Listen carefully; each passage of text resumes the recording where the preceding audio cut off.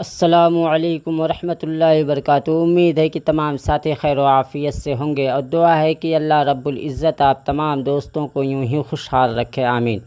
فتاوی Darul Uloom Deoband YouTube channel میں آپ تمام دوستوں کا تہہ دل سے استقبال ہے، سواگت ہے۔ میرے دوستو، کیا کورونا میں انتقال کرنے والا شخص شہید کے درجے میں ہے یا نہیں؟ تو آؤ دوستو، اس کے بارے میں ہم دارالعلوم دیوبند کا فتویٰ دیکھ لیتے ہیں اور جان لیتے ہیں، سن لیتے ہیں۔ سوال: کیا کورونا میں انتقال کرنے والا شخص شہید کے درجے میں ہے؟ مع دلیل تسلی بخش جواب دیں۔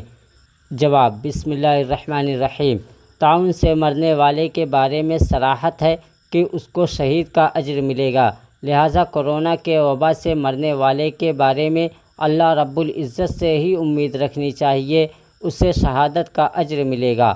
البتہ ایسا شخص اخروی اعتبار سے تو شہیدوں کی فہرست میں شامل ہوگا، لیکن دنیا میں اس پر عام میتوں والے احکام جاری ہوں گے، یعنی اس کو غسل بھی دیا جائے گا اور کفن و دفن بھی عام میت کی طرح ہوگا۔ واللہ عالم۔ دارالافتاء دارالعلوم دیوبند۔